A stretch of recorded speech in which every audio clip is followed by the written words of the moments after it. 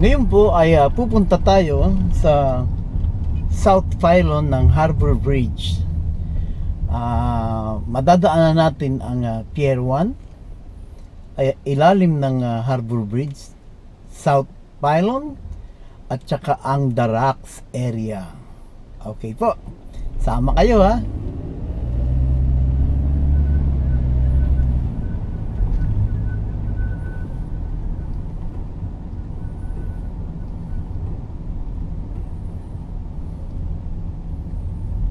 Ito po ang Barangaroo. Barangaroo Point ay ginagawa sa ngayon, ini-improve dahil sa dinami-dami yata ng mga dapat ilagay ay dahan-dahan nilang ginagawa para sigurado. Tapunin nyo yung malaking crane na yan. Po. Itong kahabaan na ito ay ang Hickson Street.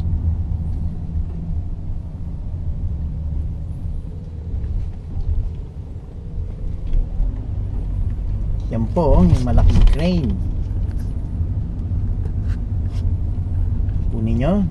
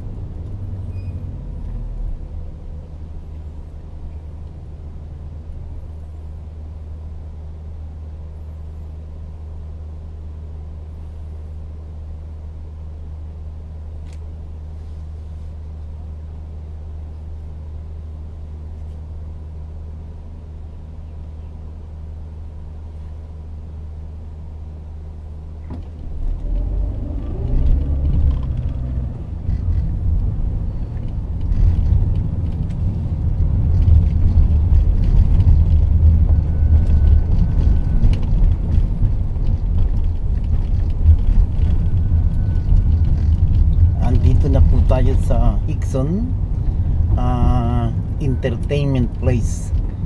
Lahat po dito ay para sa entertainment, kapares ng Sydney State Theatre, mga restaurant, at saka may isang hotel dito. Ang pangalan niya ay Pier 1.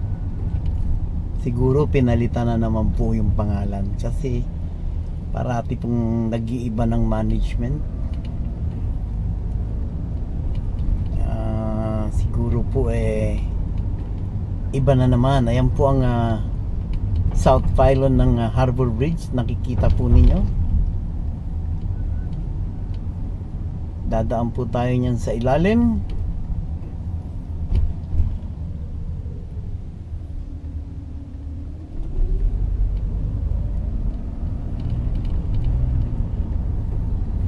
Ito po yung hotel na sinasabi ko sa inyo na nasa aking kaliwa. Hindi ako sigurado kung anong pangalan niya. Siguro ay pinalitan na naman sa Mantra Hotel. Malalaman natin yan kung anong klase ng hotel yan. Ito na po ang sinasabi ko sa inyong ilalim ng Harbor Bridge sa South Pylon. Yan po. Yan po. Yan po ang Opera House sa ating harapan. Nakikita ninyo. At tinabunan tayo ng isang motorbike. Pero nakikita pa rin.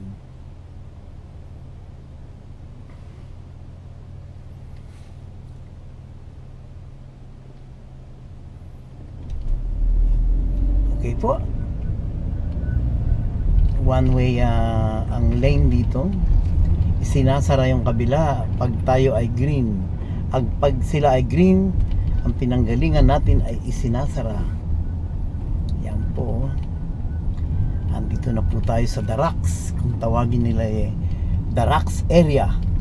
Ang lugar na ito ay ginawa ng mga convict from England noon nang pumunta sila sa Australia, o ipinadala sila ng Royal Highness para dito magdusa sa lupain na pangalan ay Australia. Isa po itong penal colony ng England. Nakikita po ninyo yung mga building na yan. Yan po ang kanilang ginawa nang sila ay nandito, mga preso ng England.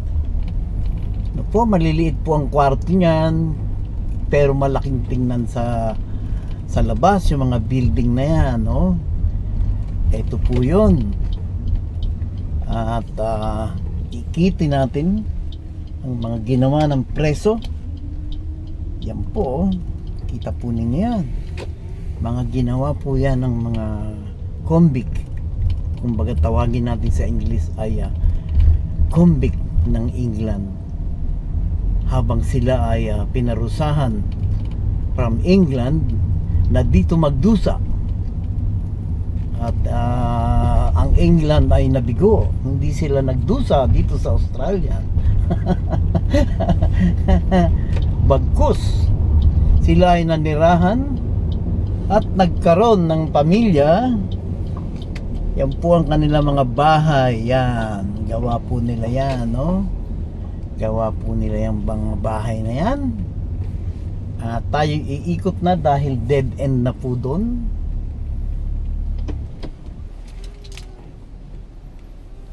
Tayo atras, ayun po yung opera house.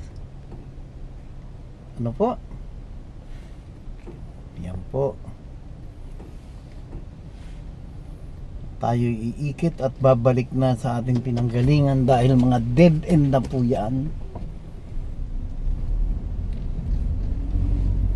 Yan po ang Harbor View Hotel na luma.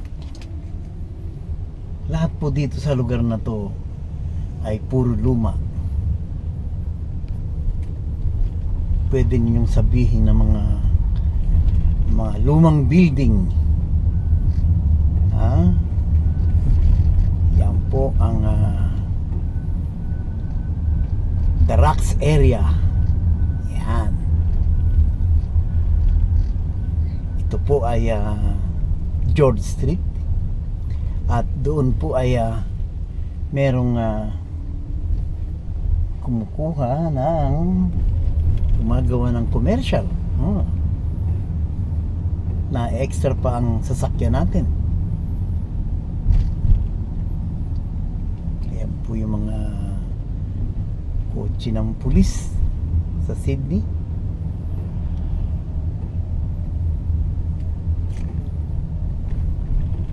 Ito naman po yung mga lumang building nila.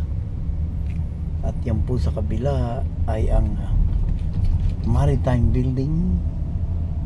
Mga lumang building.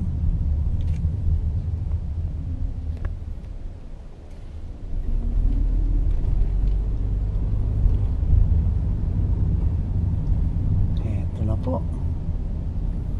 Ito na po ang lugar ng Circular Quay.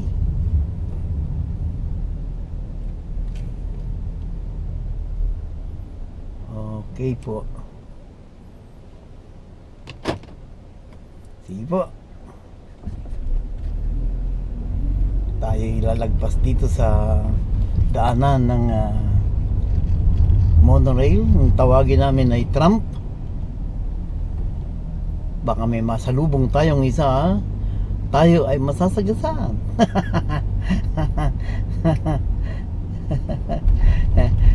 Hindi lang tayo, may mga sasakyan pa sa harapan natin na bubungguin. Hindi naman po palagay ko.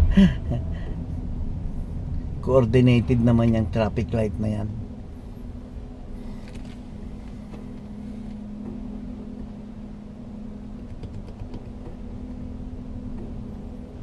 Okay po, nakita ninyo ang napakaliit na na portion ng The Rocks area, Sydney City.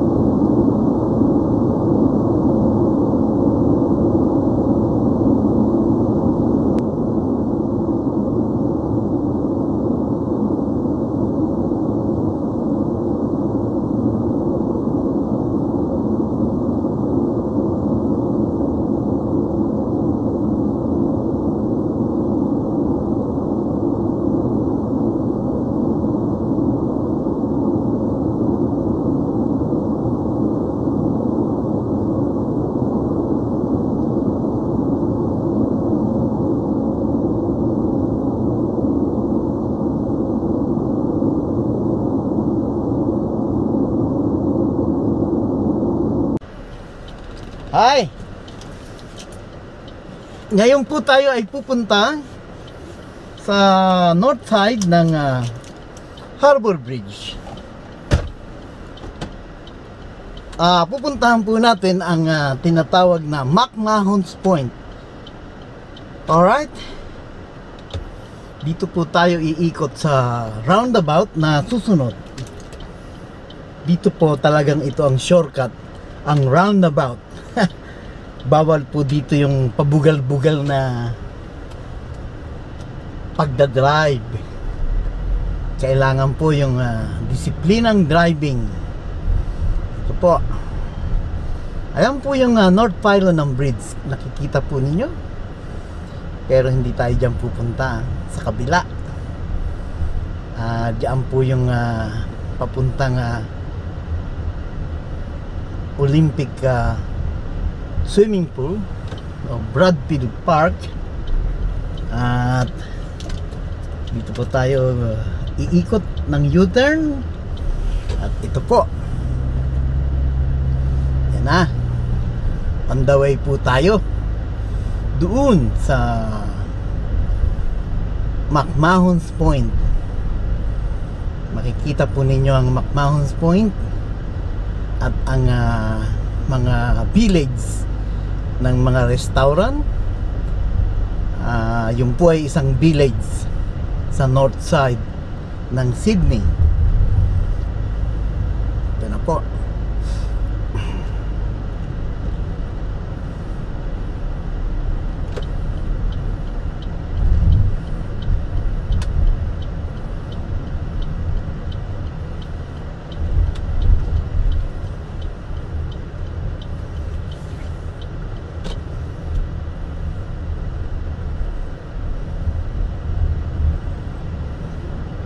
Ito po ay Lavender Street na papuntang Miller Street o McMahon's Point. Ang susunod na kanto ay palagay ko Blues Point Road. Yan, Blues Point Road. Yan po. Ito po yung north side ng Sydney. Punta lang dyan ang iinom o magchichitcherya. Ito na po ang village, ang pinaka parang baryo, no? Pinaka baryo. Ang dulo nito ay north side ng Harbour Bridge. Ito po ay nasa north of Sydney. Yan po ang local content ng lugar na ito. Ang araw po ngayon ay 27 ng Nobyembre, alauna 16 ng hapon. Ito po yung saglit lamang na pagmamaneho. Gusto ko lang po ninyong silipin ang dulong side nito na pwede ninyong mapag-aralan at pwede ninyong sabihin na pagpunta ninyo ng Sydney ay dito kayo titira. Kasi po, ito po ay lugar ng mga tahimik na tao. Ano po? Mga parang village people nga. Village people. Ayan po yung Sydney, oh. Nakikita po ninyo yung north na yung siyudad ng Sydney sa baba. Kita po ninyo. Ayan po. Dito tayo papasok sa kabila. Iikot tayo. Ayan po, nakikita po ninyo yung tulay. Ayan po yung tulay. Ito po. Ayan po. Sinarado nila yung kalye sa kabila. At iikot na po tayo. At makikita po ninyo ang sa kabilang daan, dahil isinarado na yung isa na yan, dito tayo susubukin natin dumaan dito. At nang matutunan natin ng mga shortcut dito at ang mga kalye na dapat mong dadaanan pag nasa loob ka ng nasa north side ka. Pero hindi po kayo maliligaw dito kasi po marami pong mapagtatanungan. Ewan ko kung sila po rin ay naliligaw. Lahat na kayo maliligaw. Ang isa po ninyo na pagtanungan na naliligaw ay delikado. Baka kayo ang makakuha ng tamang lugar, sila ay paikot-ikot hanggang magkikita uli kayo at kayo naman ang tatanungin. Yan po ang pasabilidad ng naliligaw. Marami kayong mapagtatanungan, pero wag po kayo magtatanong sa naliligaw na. Madadamay kayo. Maigi pang diskubre na lang po ninyo ng sarili ninyo. Meron dong namamahinga. Ito na po. Ito po. Ang gagawin nating approach ay North Sydney papuntang narito tayo ngayon. Paglagpas natin ang traffic light, magiging Milsons Point. At paglagpas uli ng isang traffic light, North Sydney na. Ito po. Okay. Manood tayo. Sa palagay ko naman walang traffic. Ano po? Napakaganda po nitong pagbiyernes ng gabi dahil maraming restaurant na bukas. Balik na po sila dito sa restaurant. Yun nga lang may distansya. No? Ito po ang local. Pinaka-local na pinupuntahan ng tao. Marami po ditong Pilipino nakatira. At meron silang mga shop. No, isang cafe shop, isang restaurant, pero hindi nila ina-adapt ang sariling gawa ng mga Pilipino. Inadapt na nila ang Australian way, kaya ang mga pangalan ng tindahan nila ay Australian, no? At ang cafe shop nila ay Australian. Yan po yung corner kanina na pinuntahan natin, pinaglikuan natin. Yan po yung Lavender Bay Road at saka ito po ay Blues Point Road. Ano po? Yan. Sa kanan natin, dyan tayo galing kanina. Pero ngayon po, didiretso tayo ng Millers Point, Millers Street papuntang airport. Ayan, puntang city o Neutral Bay. Yan po. Sabi ko sa inyo, hindi kayo maliligaw dahil meron pong mga signage. Marami pong signage, no, na hindi kayo pwedeng maligaw dahil sundan lang ninyo yung signage na yon. Dadaling kayo sa lugar na nakikilala ninyo na pauwi para sa inyo, o ito yung daan papunta sa pupuntahan ko. Ano po yan tulong. Kasi po dito wala talagang nakakaalam ng pupuntahan nila. Kaya napakarami pong sign. Kasi araw-araw naman, hindi naman sila doon pumupunta. Iba ang pinupuntahan nila. Tagbigyan natin itong isa na to at napakabagal niya. Matatakutin. Yan po ang mga matatakutin na nagmamaneho sa kalye. Kung hindi gumawa ng aksidente, mandamay. Yan po. Nandito na po tayo sa corner ng Millers at saka Pacific Highway. Yan po, no? Pwede tayong kumanan dyan at kumaliwa sa Walker. Depende po. Pero hindi na tayo kakanan dyan sa Pacific Highway na yan dahil nasa magandang posisyon ang kaling ito papuntang Harbor Bridge. Ano po? Ito po yung mga empleyado pagkagaling na mananghali, bumabalik na sa opisina. Kasi po ang ano rito nila, ang lunch nila dito ay 1:00 hanggang 1:30. No? Yan ang kinagawian sa Australia. Hindi sila diretsong 12 o'clock. Kasi nga daw ganito, papasok ka ng 8, ilang oras lang tanghalian na. Hindi. Kaya papasok ka ng 8 or 9, ang tanghalian mo 1:00, no?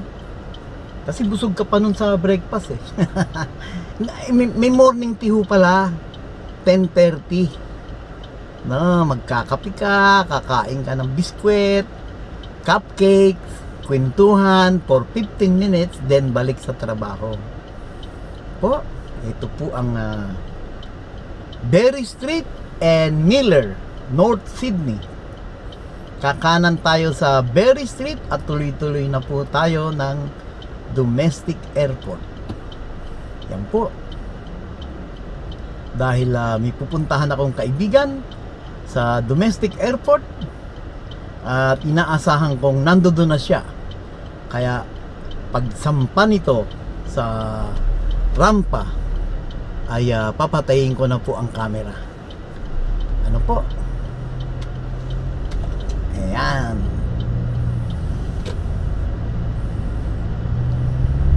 Ito po ang Berry Street ng North Sydney. Yun, Filipino driver siguro yun, ano? Dito tayo sa bandang kanan at kukunin natin ng matuling lane. Ayan po.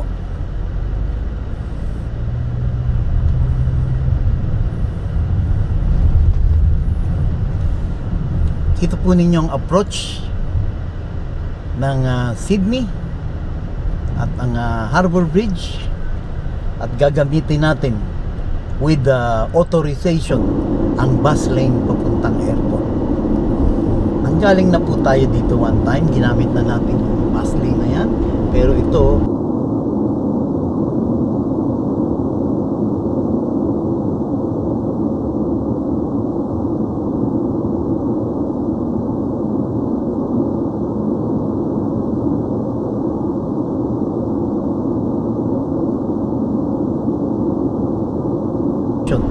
ang bus lane papuntang airport. Nanggaling na po tayo dito one time, ginamit na natin yung bus lane na yan, pero ito ay ibang part ng bus lane ang pwede natin gagamitin, at ito ay from North Sydney, Alfred Street. Ang sinasabi nila ay at magbabayad tayo ng toll sa pamamagitan ng electronic tag mahal po ang toll dito, no? $4. Yun, narinig po ninyo yung beep na yun. Kinaltasan na po ako ng $4.